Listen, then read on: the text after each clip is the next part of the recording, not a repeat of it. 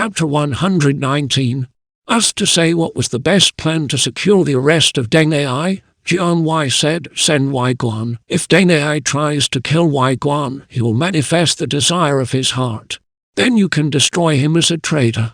Hence Wei Guan was sent, with some 30 men, to effect the arrest. Wei Guan's own people saw the danger of the enterprise and urged him not to go, saying, "Zhang Hui clearly wants Deng Ai to kill you to prove his point." But Wei Guan said, "Do not worry. I have a scheme prepared." Wei Guan first wrote a score or two of letters, all in the same terms, saying, "Wei Guan has orders to arrest Deng Ai, but no other persons will be dealt with providing they submit quickly. Rewards await those who obey the imperial command. However, the punishment for laggards and those who are contumacious will be death to the whole family." Wei Guan sent these letters to various officers who were serving under Deng Ai. He also prepared 2 cage carts. Wei Guan and his small party reached Chengdu about cockcrow and found waiting for him most of the officers to whom he had written. They at once yielded. Deng Ai was still asleep when the party reached his palace, but Wei Guan entered and forced his way into Deng Ai's chamber. He roared out, "I serve the Son of Heaven's command to arrest Deng Ai and his son." The noise awakened the sleeper, who tumbled off his couch in alarm. But before Deng Ai could do anything to defend himself, he was seized, securely bound, and huddled into one of the carts. Deng Ai's son, Deng Zhang, rushed in at the noise, but was also made prisoner and thrust into the other cart. Many generals and attendants in the palace want to attempt a rescue, but before they had prepared, they saw dust arose outside, and Zhang Hui with an army was close at hand, thus they scattered. Zhang Hui and Jiang Wei dismounted at the palace gates and entered. Zhang Hui, seeing both the Deng's prisoners, struck the elder about the head and face with his whip and insulted him, saying, "Vile carol breeder, how dare you have your own scheme?" Nor was Jiang Wei backward. "You fool!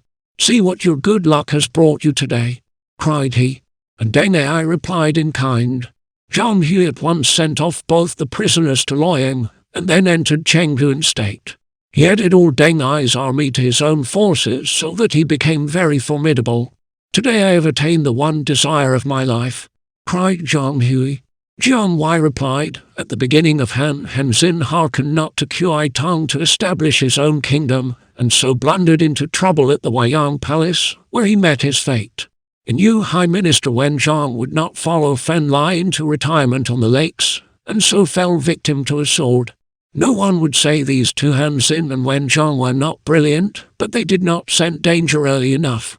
Now, sir, your merit is great and your prestige overwhelming that of your prince, but why do you risk future dangers? Why not sail off in a boat leaving no trace of your going? Why not go to May Mountain and wander free with Master Redpine?" Zhang Hui smiled. "I do not think your advice much to the point. I am a young man, not 40 yet, and think rather of going on than halting. I could not take up a do-nothing hermit's life. If you do not, then take heed and prepare for dangers. Think out a careful course, as you are well able to do. You need not trouble any old fool for advice." Zhang Hui laughed loud and rubbed his hands together with glee. "How well you know my thoughts, my friend," said Zhang Hui. They too became absorbed in the plans for their grand scheme, but Jiang Wei wrote a secret letter to the latter ruler saying, "I pray your majesty be patient and put up with humiliations for a season, for Jiang Wei, your humble servant, will have the country restored in good time. The sun and moon are all the more glorious when they burst through the dark clouds. The house of Han is not yet done."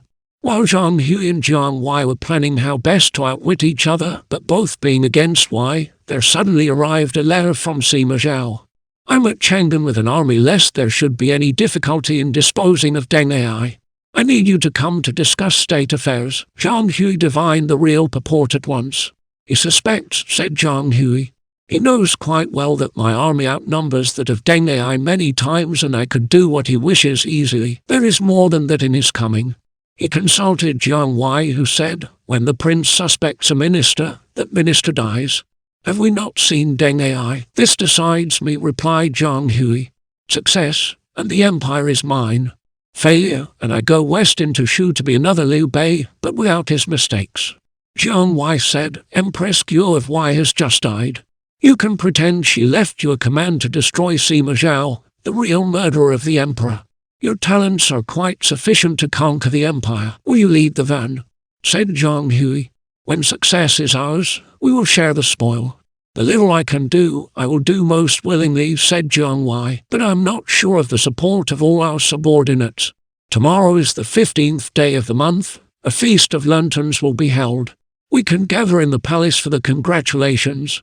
There will be grand illuminations, and we will prepare a banquet for the officers, where we can kill all those who will not follow us." At this, the heart of Jiang Wei leapt with joy.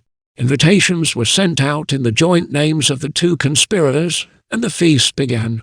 After several courses, suddenly Zhang Hui lifted his cup and broke into wailing. Everyone asked what was the cause of this grief, and Zhang Hui replied, "The Empress has just died, but before her death she gave me an edict, which is here, recounting the crimes of Sima Zhao and charging him with aiming at the throne. I am commissioned to destroy him, and you all must join me in the task." The guests stared at each other in amazement, but no one uttered a word.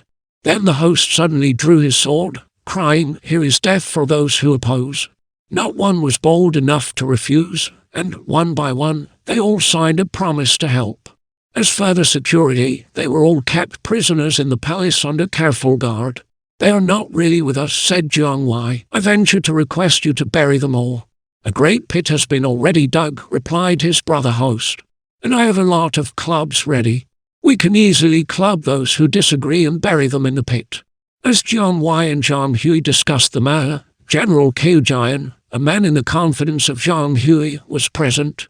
He had once served under Assistant General Hu Lai, who was one of the imprisoned guests, and thus he found means to warn his former chief. Hu Lai wept and said, "My son Hu Yuan is in command of a force outside the city. He will never suspect Zhang Hui capable of such a crime, and I pray you tell him. If I am to die, it will be with less regret if my son can be told." "Kind master, have no anxiety, only leave it to me," replied Qiu Jian. He went to Zhang Hui and said, "Sir, you are holding in captivity a large number of officers, and they are suffering from lack of food and water. Will you not appoint an officer to supply their needs?" Zhang Hui was accustomed to yield to the wishes of Qiu Jian, and he made no difficulty about this. He told Qiu Jian to see to it himself, only saying, "I am placing great trust in you, and you must be loyal. Our secret must be kept. My lord, you may be quite content. I know how to keep a strict watch when necessary." And Qiu Jian allowed to enter into the place of confinement a trusty confidant of Hu Lai, who gave him a letter to his son Hu Yuan.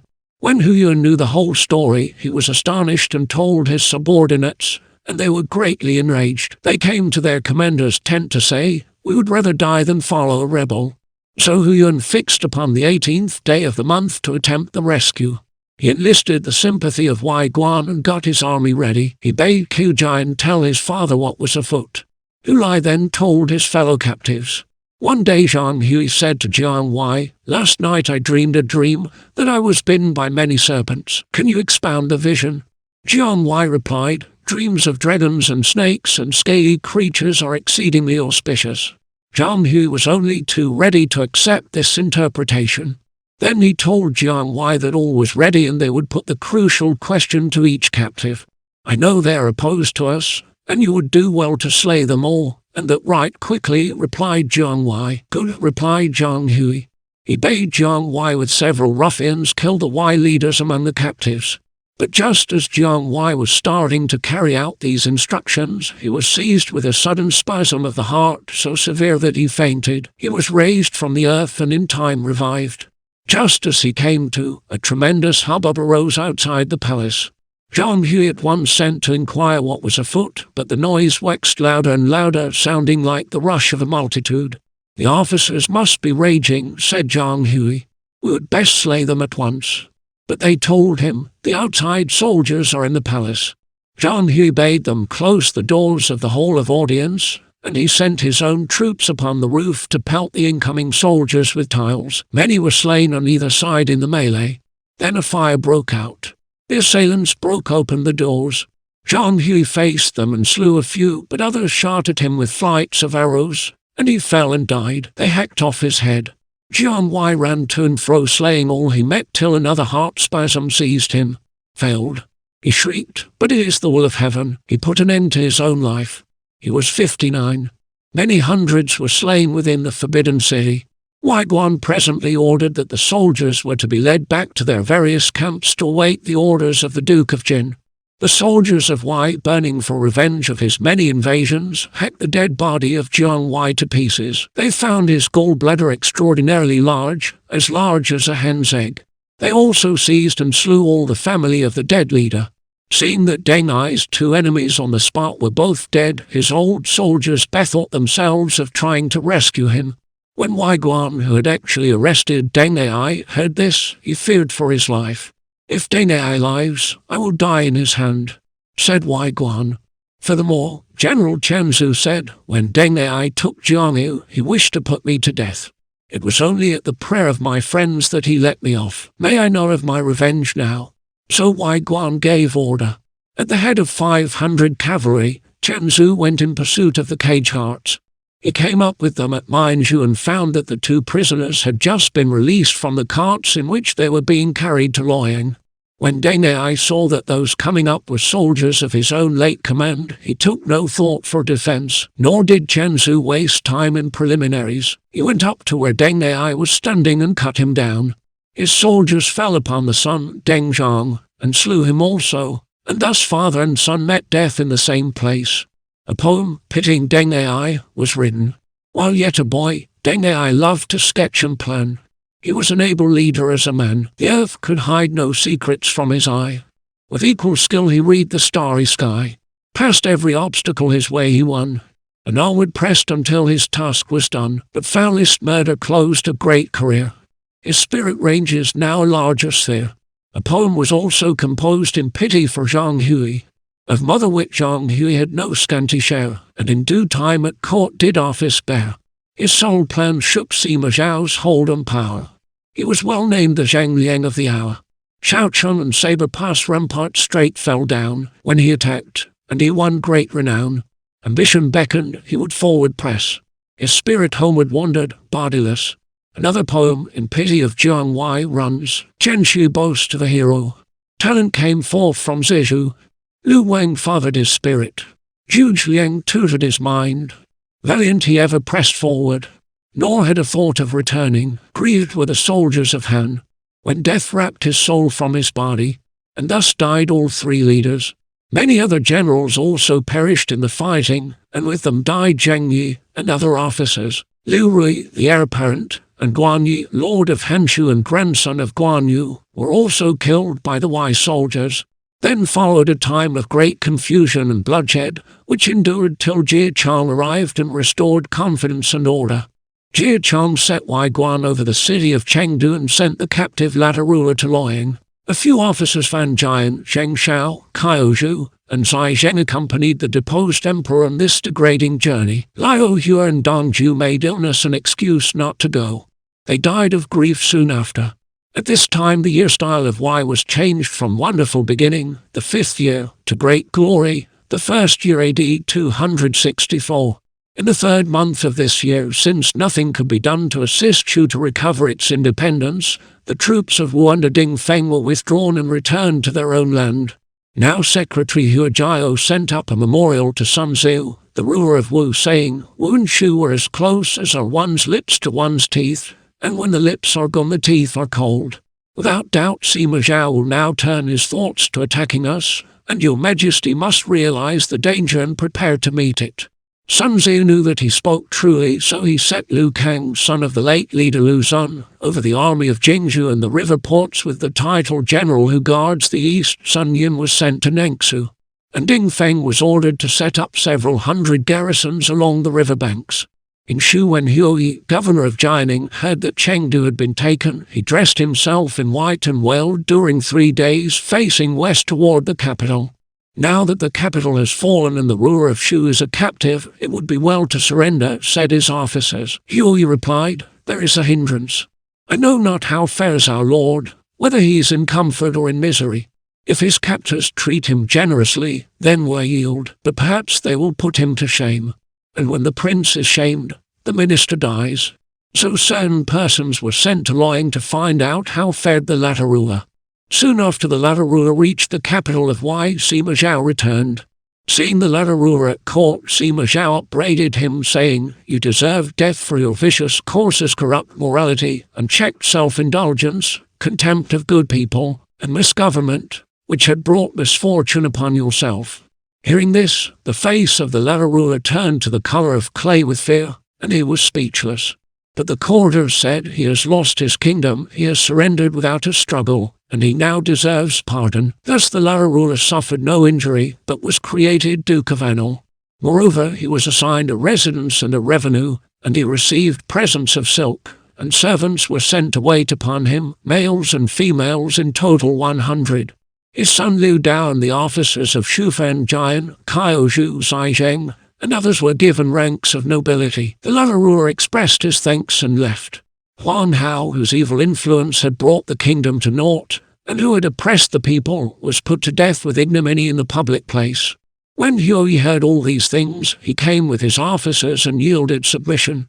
Next day the latter ruler went to the residence of Sima Zhao to thank him for his bounty, and a banquet was prepared. At the banquet they performed the music of Wei, with the dances, and the hearts of the officers of Shu were sad. Only the latter ruler appeared merry. Halfway through the feast, Sima Zhao said to Jie Chang, "The man lacks feeling. That is what has ruined him. Even if Yu Liang had lived, he could not have maintained such a man. It is no wonder that Jiang Wei failed." Turning to his guest, Sima Zhao said, "Do you never think of Shu? With such music as this, I forget Shu," replied the latter ruler. Presently the latter ruler rose and left the table to change dress. Zhaizheng went over to him and said, "Why did your majesty not say you missed Shu? If your majesty are questioned again, weep and say that in Shu are the tombs of your forefathers, and no day passes that your majesty do not grieve to be so far away. The Duke of Jin may let your majesty return." The latter ruler promised he would. When the wine had gone round several more times, Sima Zhao put the same question a second time. "Do you never think of Shu?" The latter ruler replied as he had been told. He also tried to weep, but failed to shed a tear. So he shut his eyes. "Is not that just what Zhaizheng told you to say?" asked Sima Zhao. "It is just as you say," was the reply. They all laughed. But really Sima Zhao was pleased with the frank answer and felt that nothing was to be feared from him. Laughter-loving, pleasure-pursuing, rippling smiles over a merry face. Never a thought of his former glory. In his callous heart finds place childish joy in a change of dwelling, that he feels and that alone manifest now that he was never worthy to sit on his father's throne. The courtiers thought that so grand an exploit as the conquest of the riverlands was worthy of high honor, so they memorialized the ruler of Wei, Cao Huang, to confer the rank Prince of Jin on Sima Zhao.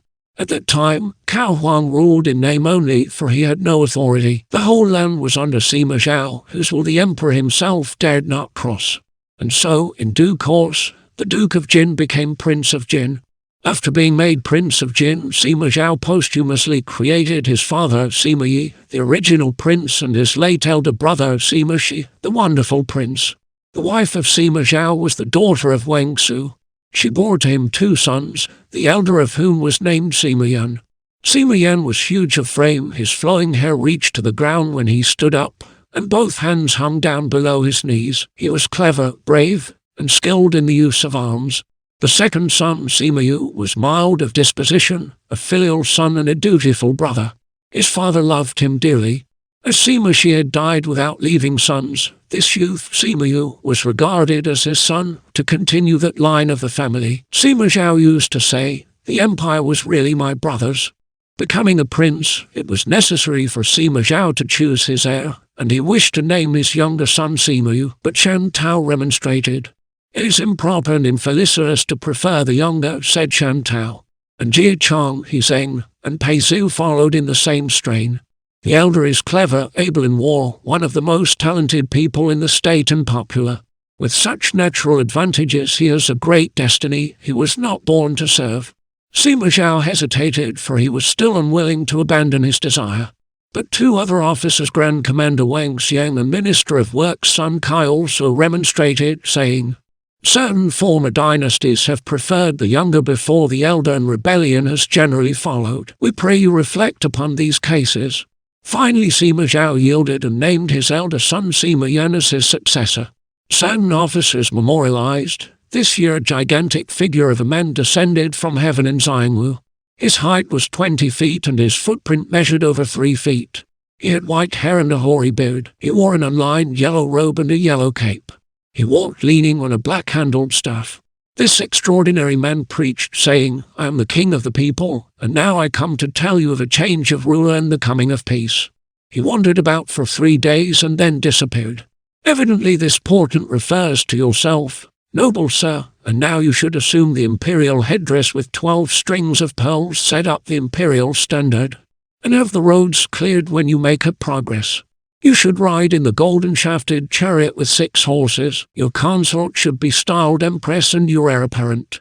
Sima Zhao was greatly pleased. He returned to his palace, but just as he was sitting down, he was suddenly seized with paralysis and lost the use of his tongue. He quickly grew worse. His 3 chief confidants, Wang Xiang, He Zheng, and Sun Kai, together with many court officials, came to inquire after his health, but he could not speak to them. He pointed toward the heir apparent, Sima Yan, and died. It was the 8th month of that year. Then said He Zheng, "The care of the empire devolves upon the Prince of Jin. Let us induct the heir. Then we can perform the sacrifices to the late prince." Thereupon Sima Yan was set up in his father's place. He gave He Zheng the title of Prime Minister, Sima Wang, Minister of the Interior, Shibao, Commander of the Flying Cavalry, and conferred many other titles and ranks. The posthumous title of the Scholar Prince was conferred upon his late father. When the obsequies were finished, Sima Yan summoned Jie Chang and Pei Zhu into the palace, and said, Cao Cao said that if the celestial mandate rested upon him, he could be no more than King Wen of Zhu, who served as a regent only. Is this really so? Jie Chang replied, Cao Cao was in the service of Han and feared lest posterity should reproach him with usurpation, wherefore he spoke thus. Nevertheless he caused Cao Pai to become emperor. How did my father compare with Cao Cao? Asked Sima Yan. Although Cao Cao was universally successful, yet the people feared him and credited him with no virtue. Cao Pai's rule was marked by strife and lack of tranquility. No single year was peaceful. Later the original prince and wonderful prince of your line rendered great services and disseminated compassion and virtue so that they were beloved.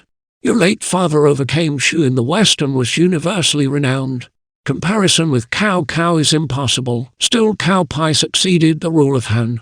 Can I not in like manner succeed that of Wei? Jie Chang and Pei Zhu bowed low and said, Cao Pai's action may be taken as a precedent to succeed an older dynasty, wherefore prepare an abdication terrace to make the great declaration. Sima Yan resolved to act promptly. Next day he entered the forbidden city armed with a sword. No court had been held for many days, for Cao Huang was ill at ease and full of dread. When Sima Yan appeared, the ruler of Wei left his place and advanced to meet him. Sima Yan sat down. By whose merits did Wei succeed to empire? He asked suddenly. Certainly success was due to your forefathers, replied Cao Huang. Sima Yan smiled, saying, Your Majesty is unskilled in debate, inept in war, and unfit to rule. Why not give place to another more able and virtuous? Cao Huang's lips refused a reply. But Zhang Jai, one of the ministers, cried, You are wrong to speak thus, O Prince. His Majesty's ancestor conquered east and west, north and south, and won the empire by strenuous effort. The present emperor is virtuous and without fault. Why should he yield place to another? Sima Yan replied angrily, The imperial right lay with the Hans, and Cao Cao coerced them as he did the nobles. In making himself the Prince of Wei, he usurped the throne of Han. 3 generations of my forefathers upheld the house of Wei so that their power is not the result of their own abilities, but of the labor of my house. This is known to all the world, and am I not equal to carrying on the rule of Wei? If you do this thing, you will be a rebel and an usurper, said Zhang Jai. And what shall I be if I avenge the wrongs of Han? He bade the lictors take Zhang Jai outside and beat him to death, while the ruler of Wei wept and besought pardon for his faithful minister. Sima Yan rose and left. Cao Huang turned to Jie Chang and Pei Zhu, saying, What should I do? Some decision must be taken. They replied, Truth to tell, the measure of your fate is accomplished and you cannot oppose the will of heaven. You must prepare to abdicate as did Emperor Xian of the Hans. Resign the throne to the Prince of Jin and thereby accord with the design of heaven and the will of the people. Your personal safety need not cause you anxiety. Cao Huang could only accept this advice, and the terrace was built. The mouse day of the 12th month was chosen for the ceremony, and that day the ruler of Wei, dressed in full robes of ceremony, and bearing the seal in his hand, ascended the terrace in the presence of a great assembly. The house of Wei displaced the house of Han, and Jin succeeded Wei, so turns fate's wheel, and none escape its grinding. Zheng Jai the true stood in the way and died. We pity him. Vain hope with one hand to hide Taishan mountains. The emperor-elect was requested to ascend the high place, and there received the great salute. Cao Huang then descended, robed himself as a minister and took his place as the first of subjects. Sima Yan now stood upon the terrace supported by Jie Chang and Pei Zhu. Cao Huang was ordered to prostrate himself, while the command was recited, and Jie Chang read. 45 years have elapsed since, in the 25th year of rebuilt tranquility, the house of Han gave place to the house of Wei. But after 45 years, the favor of heaven has now left the latter house and reverts to Jin. The merits and services of the family of Sima reach to the high heavens and pervade the earth. The Prince of Jin is fitted for the high office and to continue the rule. Now His Majesty the Emperor confers upon you the title of Prince of Chenliu. You are to proceed to the city of Jinyang, where you will reside. You are forbidden to come to court unless summoned. Sadly Cao Huang withdrew with tears in his eyes. Sima Fu, imperial guardian, wept before the deposed emperor and promised eternal devotion. I have been a servant of Wei and will never turn my back upon the house, said he. Sima Yan did not take this amiss, and out of admiration he offered Sima Fu the princedom of Anping, but Sima Fu declined the offer. The new emperor was now seated in his place, and all the officers made their salutations and felicitated him. The very hills rang with Wen Shui. O king, live forever. Thus succeeded Sima Yan, and the state was called Great Jin, and the New Year style was changed from Great Glory, the second year, to Great Beginning Era, the first year AD 265. An amnesty was declared. Since then Wei dynasty ended. The kingdom of Wei had ended. The founder of the dynasty of Jin took Wei as model, thus the displaced emperor was named a prince when on the terrace high. His throne he had renounced. We grieve when we recall these deeds. The new emperor conferred posthumous rank upon his grandfather, his uncle, and his father, Sima Yi the original emperor, Sima Shi the wonderful emperor, and Sima Zhao the scholar emperor. Sima Yan built 7 temples in honor of his ancestors, Sima Zhun, the Han general who conquers the west, Sima Zhun's son, Sima Liang, governor of Yuzheng. Sima Liang's son, Sima Huan, governor of Yingxuan, Sima Huan's son, Sima Feng, governor of Jingzhou, Sima Feng's son, Sima Yi the original emperor, and Sima Yi's son, Sima Shi the wonderful emperor, and Sima Zhao the scholar emperor. All these things being accomplished, courts were held daily, and the one subject of discussion was the subjugation of Wu. The house of Han has gone free, and Wu will quickly follow. The story of the attack upon Wu will be told next.